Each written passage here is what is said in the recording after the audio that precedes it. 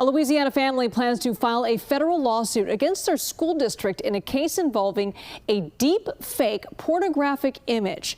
Lawyers say the family's 13-year-old daughter confronted a male classmate who created a deep fake of her and then shared it, and then she got expelled. CBS News reporter Kati Weis is live for us in New Orleans. Kati, you talked to the father of that 13-year-old girl. What did he have to say? I did. He says that she's very upset, understandably, about all of this. She has been out of school, expelled since August, and she won't be allowed to return, has not been allowed to return until just last week.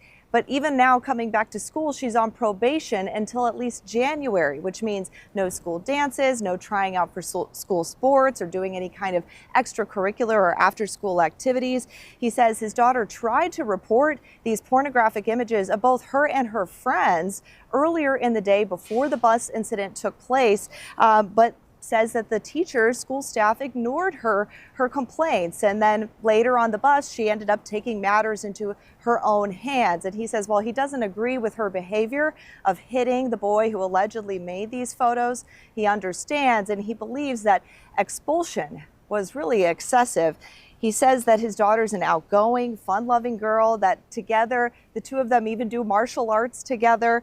But she's really just been tremendously impacted by this. Take a listen. Of course, I'm very upset. I mean, it's disturbing. Those pictures are horrible. They're extremely explicit and they look real. You cannot tell the difference. How has your daughter been holding up over the last couple of months that she's been out of school? Not that great, honestly. I mean, she's strong and, she's tough, but, mentally it does play on her. She dealt with depression, anxiety. To me, her 8th grade year was pretty much ruined, which is her last year in middle school. What do you think accountability looks like in this case? To me, I would like to see, protocol changes. Let's see some staff and higher up get trained on how to handle this properly.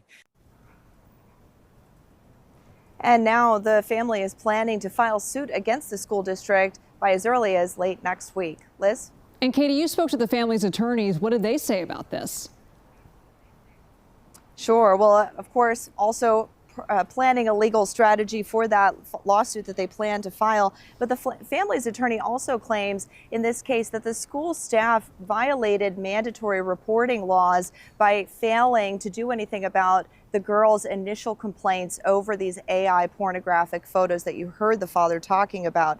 And that's what really led to this whole incident on the bus ride. Without, taking action, she felt she had to take action herself. And now they're just hoping that this lawsuit could also bring attention to, this issue across the country for other parents and school teachers all over the nation who are also going to be grappling with this as AI becomes more accessible to preteens and teenagers who may not fully understand the severity of their actions. Take a listen. There's no doubt that this is going to be a growing trend because when we live in a world where 13-year-olds can get access to this kind of software and in a heartbeat do this to their peers. And the public needs to be made aware of this because it's growing and it's going to get worse and worse. Now, the school district sent us a written statement saying that this was actually handled swiftly and that it's still undergoing an investigation by the local sheriff's office. I should say the boy in that case was charged about a month after the incident took place for 10 counts of distributing pornographic material. Now, the school also says to us, quote, unfortunately, in this case, there's a tremendous amount of misinformation and omissions of fact that present a one-sided story. The school district went on to say that we have never and will never steer from our mission of ensuring a safe and healthy learning environment for all students. Liz? Kati Weis, thank you so much.